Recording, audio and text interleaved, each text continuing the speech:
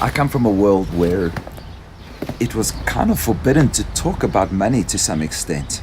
You would talk about it maybe with your family in close proximity. You may have a salary negotiation with your boss, but the moment you got your new position, you never went home and told everybody how much you were going to make. Not in most of the circles that I moved in anyway. It was like this idea that you got a new job. Oh, congratulations, jolly good. What are you going to be doing? Blah, blah, blah. Dush, end of the conversation. So I'm not too sure why we don't talk about money that much, but today I'm going to, and I'm going to talk about kind of vulnerable and specific numbers that relate to me. So if that's going to freak you out, look away now. So this lifestyle design work that I'm really busy with at the moment and is just fueling me with energy and spark because I just feel so passionate about what I'm doing at the moment is really around a journey of trying to manifest abundance in my life. That really means just getting more money. And what I've been very aware of as I started to study this is really that the way that you feel about money has more to do than the money that you have in your world at the moment. And I'll explain a little bit about how that fits in later. But really, I wanted to just unpack exactly where I'm at in my journey with law of attraction and how I'm working towards using law of attraction and manifestation and lifestyle design tools to be able to bring more money into my life. When I left to go traveling in 2014, I got out of a business that wasn't doing that well. My partner covered some of my costs for a couple of months while I was on the road. And I had a little bit of money saved away that was going to be for my retirement and, for a rainy day at some point.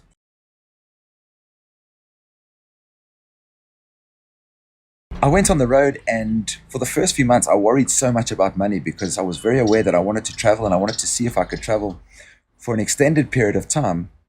But I was always worried that I was going to run out of money and I wouldn't have enough money, and that this was the continual story that I had inside my head. So I set up a coaching business and I started selling hours to clients that used my services for business consulting and some life coaching type stuff.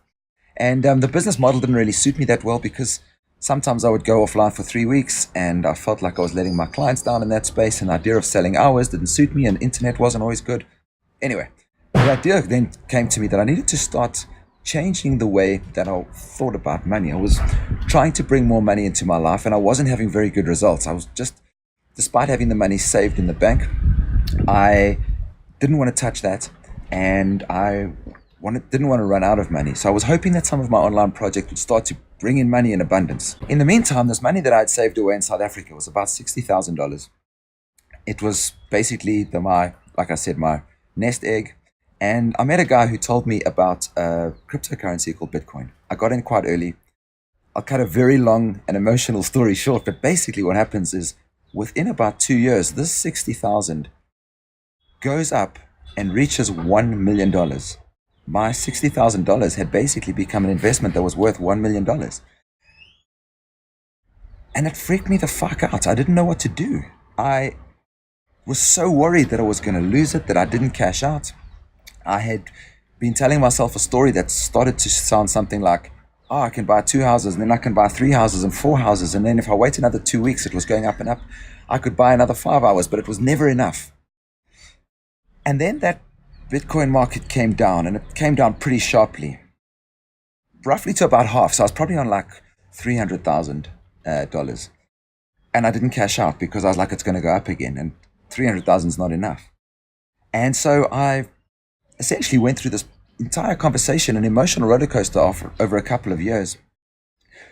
From the time I started with this money to go up to $1 million and back down. And I was realizing that at the same time, I'm doing all of this studying around law of attraction and understanding that the relationship with how you feel about money has more to do with the money itself. It's all about the way you feel about money. And despite having had all of this money, I didn't feel like I had enough.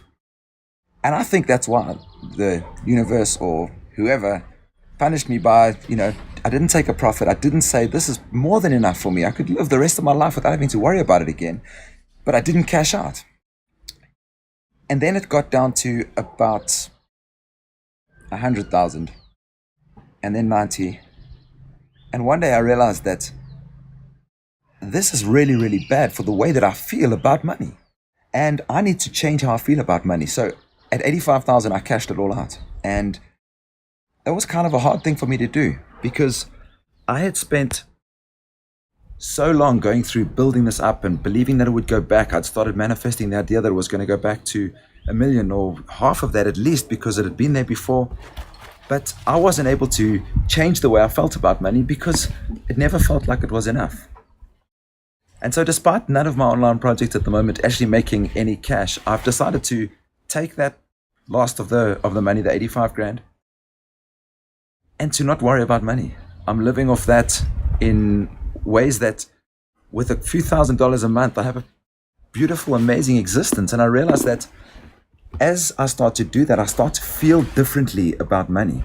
And as I start to feel differently about money, I'm going to start getting to a stage where I'm going to be able to bring more money into my life. And it needs me to feel better about money before the money comes. And that's really been my work this entire time. Because despite having $1 million, I was telling myself a story that there wasn't enough. And that, the work, I was believing that I wanted to keep that money for a rainy day, and I wanted my projects to make money. That's where I wanted it to come from, not to be eating away at my capital. I wanted to be sort of cash positive every month, making $3,000 and having $1,000 in costs, but because that didn't come, that last small piece, I didn't manage to find the abundance piece to look at how much I had and be like, wow, that's fucking amazing. I'll take the profit, I'll sit on my ass, and I'll feel abundant for the rest of my life. That's been the emotional roller coaster that I've been through with money as I start to work on my law of attraction and my journey with financial abundance. And every single day I'm tested as I'm not making the money that it costs me to live at the moment. As I continue to travel around the world and invest in my own businesses, I'm spending more than I'm making every single month. And some months that feels like it's a test for me. It feels like something that feels uncomfortable, but I'm being aware of those feelings and changing my story in those moments to sound something like how blessed I am to have this money, to be able to take it and invest it in these new projects that I'm so passionate about and are going to bring me financial wealth way beyond whatever I had before. That those are the conversations that I need to keep having and start living the way that I want to live without feeling like I haven't got enough. And the important part that I've realized here is quite often we can do that without even changing the way we currently live. And so what I mean by that is really this: every time I used to go to the ATM to draw cash, let's say I was drawing cash in the Philippines in the early days of my travels, I put my credit card in, I would draw $200 worth of cash, and it would come out and I'd be like, oh my God, I'm just drawing away my capital, I'm eating away from it. At the moment, having changed my perspective, and as I start to change the story I'm telling myself about money, I now go to the ATM, I put my card in, I put my PIN in, and when $200 in Guatemalan quetzales or Mexican pesos comes out of the machine, I take it and I'm like, oh my God, I can't believe I'm so lucky that I have so much money pouring out of this machine. This $200 will last me a week of living here, whatever it is, but I'm living the same life. But I'm thinking about it and telling myself a different story that I know is the very thing that I need to be able to do in order to change, being able to attract more financial wealth into my life. So yeah, this is also a line in the sand. I don't want to talk about numbers too much. I don't know, maybe that's my programming. Maybe it's something I should be talking about. But yeah, at the moment, I am spending about $3,000 to $4,000 a month. Some months, that's living super abundantly the way I am at the moment. There's been months that I can live on less than $1,000. But at the moment, besides a small amount of rental income that I get from a property back in South Africa, I don't have any other money coming in every single month except spending my savings. And I'm working on being okay with that and knowing that as soon as I'm okay with that, the abundance is going to come from the projects that I'm working on, and I'm never going to have to worry about money. So yeah, I'm documenting what I'm doing. I'm talking about the numbers now. I don't plan to create a personal profit and loss like some other vloggers do. I mean, I could if people gave a shit. But for now, it's more just it's not about the numbers. It's more about the thinking about how you think and how you feel in every moment about the money and the financial wealth that you have in your world. And if you're watching this video on a smartphone, I promise you right now, you have financial wealth and abundance that you can be so grateful for. That will be the very thing that will change in your world and make you start feeling grateful for money, and more money will flow to you. So, hope you're good. I have been putting this vlog off since episode number 1 because I knew I needed to talk about it, but I felt like a very vulnerable conversation to have, and I guess it has to do with that initial piece of talking about money, which was something that we never really did in the world that I was brought up in, not outside of our family anyway. But yeah, maybe that's us with you. I'm just documenting what I'm doing, and yeah, I'll see you next time. Ciao.